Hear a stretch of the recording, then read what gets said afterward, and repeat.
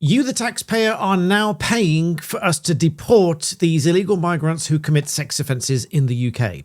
That's right, the latest insult to the British taxpayer is going to leave you shocked, disgusted, and probably in disbelief, as I was when I first heard it. If it wasn't bad enough that we have over 35,000 illegal migrants coming into the UK without anyone really doing anything about it, because after all, they allow it to happen one way or another. My views on that on my Off the Record channel linked below, but then many of whom go on to commit grotesque offences. If that wasn't bad enough, then one of them, when he is sentenced to 12 months in prison and due to be deported, was mistakenly released from prison and then found wandering around by himself. And if that wasn't bad enough, when we eventually get round to deporting him, Sky News reports that we paid him £500 to be deported. Now, many of you will be wondering why, and some people will criticise me for talking about this stuff on this channel, but there is a legal angle to it, there's an explanation to it. Not that I agree with the explanation, don't shoot the messenger. I'll tell you what I think it is, and you can make of it what you will. But hopefully that's what you come to my channel for, because I would like to give you the brutal honest truth, what we really think about it, what the law says about it, why this is really a problem. So please do subscribe to the channel, and I'll be very grateful. Let's get to this, because Sky News says that this guy was given £500 to be deported. Why? Well, it was described as a discretionary payment because he made threats to disrupt his removal. More about that in a minute. But now Sky News says that they understand that this decision to make the payment was made because the alternative was a slower and more expensive process, which would have been included a detention, a new flight, potentially fighting subsequent legal claims and all sorts of stuff under ECHR, presumably. More about that in a minute. And they say that the cost of cancelling the flight alone would have run into several £1,000s. And it is understood that this decision was made by an operational removal team, not by ministers. Although I somewhat suspect that some ministers have some hand in this behind the scenes, but by the by. So he was making threats to disrupt his removal. So many of you might then think, why is this our concern? Why do we have to be bothered about him making threats to disrupt? Why not just remove him? Why not just stick him on a plane, tie him to the seat, and off he goes? Well, it's not quite that simple, because on any international flight, the captain in charge of that flight has absolute refusal if they want to prevent the takeoff because they're concerned about somebody's safety, the safety of the flight in general, and all sorts of other considerations. Also something new and exciting, a bit of a giveaway really. So as a huge thank you from me to everyone who has supported this channel by becoming a member, everybody that has become a Master Black Belt or anyone who becomes a Master Black Belt member with the join button below, I'm going to include a free gift for personal protection. These are not weapons of any sort, and they're not designed to be weapons of any sort, but they will be something for personal protection, included with that level of membership. More details to follow soon. I'll need you to sign a disclaimer and provide your address for postage and things, but more details for that to follow, so do check out that below, and sincerely thank you to all of you who have become members of this channel. And for those of you that didn't know, I am actually a black belt. It's not just a play on words. I did some self-defense videos and a lot of people didn't realize I am actually a black belt. I'm a 7th Dan black belt and I've done training for well over 30 years now. So do check out those videos as well. And thank you all so much. Because a flight being an international flight comes under international aviation law, and thus the pilot will have absolute authority to refuse to take off, to refuse to carry any passenger, and if they believe that it's going to endanger any life, then obviously they don't have to take the passenger. So if this is one possibility, if he was threatening to be disruptive, to shout, to scream, to refuse to sit down, to cause absolute chaos on that flight, then the pilot might have said, well, we're not going to take him. And thus one possibility, in order to avoid all of that, is that he was offered £500 to stay quiet, just get on the flight quietly and disappear.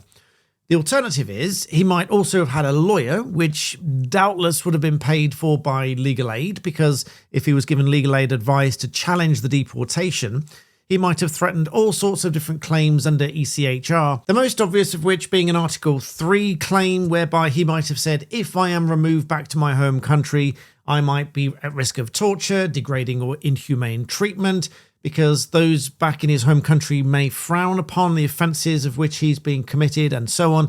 So if he made those claims again, they might have gone through challenges and appeals and taken time and money, costing thousands of pounds and so on. And this is not a new thing. These claims have prevented us from deporting people time and time again, which is why ministers are saying that we should disapply ECHR claims when it comes to wanting to deport somebody from this country, particularly when we've decided we don't want them here because their behaviour, their offences are not conducive to our civilised society.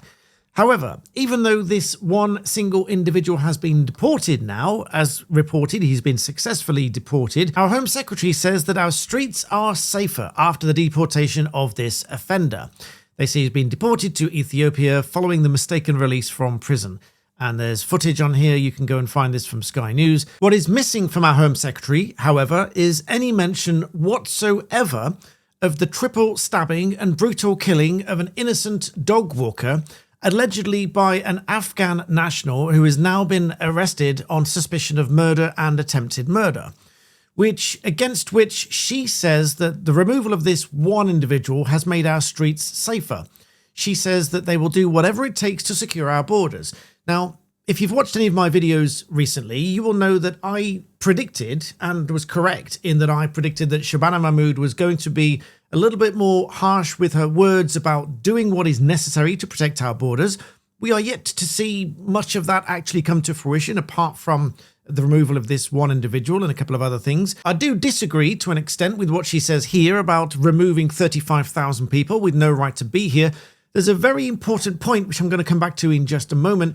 When she says that they've removed 35,000 people, that might be true in the technical sense, but 8,000 or so of them were enforced returns, and the remainder were presumably voluntary returns, according to their own statistics. Now, the problem with that is this.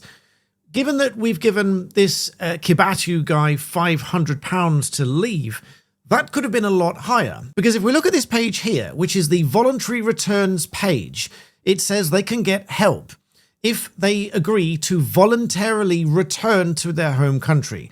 This applies if they're in the UK illegally, or they've withdrawn or want to withdraw their application to stay in the UK, or they've made an asylum claim here in the UK, or they've got a letter from the Home Secretary or the Home Office confirming that they're a victim of modern slavery. Then they can get financial support. They can get, the bit in purple, up to £3,000 in financial support to help them after they leave the UK.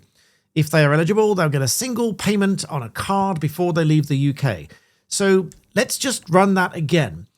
Each of the 35,000 illegal migrants that came to the UK this year alone, if they are here illegally, or they've made an asylum claim, or they want to withdraw any claim that they're making and things like that, according to this page, if they agree to voluntarily leave the UK and return to where they came from, they might be eligible to up to £3,000 each just to leave the UK.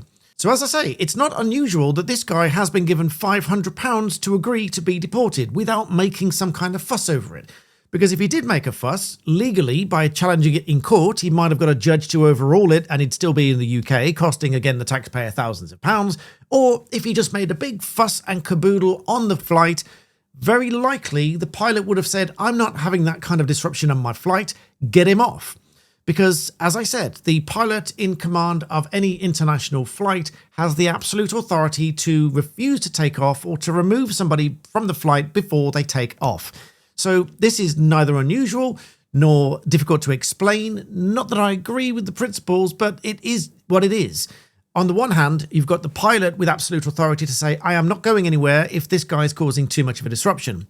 And on the legal front, you've got all of the possible claims under ECHR that they could make, which could have meant that he ends up staying here even longer. One thing that I really do have an issue with, which I'm going to talk more about on my Off the Record channel, linked below. I'll do that today and share it with you, share my thoughts about it with you. But very briefly, on this triple stabbing and brutal killing of this poor innocent man, we have the Metropolitan Police here saying that there is a video circulating online. They say, I urge people to stop sharing this on social media. Now, on the one hand, I agree, because it is not very nice for anyone to see it, and it's not very nice for the victims' families to see this circulating online. On the other hand, I do think people need to see this. They need to see what's really going on.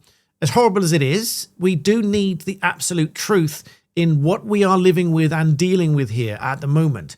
If, to put it bluntly, if we have people who have arrived in this country relatively recently and clearly don't share our values and our civilized society, then this is a serious problem. More about that in my Off the Record channel, but I agree and I disagree at the same time with this premise here from the Metropolitan Police to essentially stop talking about it. So as I said, in one sense, absolutely unbelievable that we are paying these criminals to leave the country.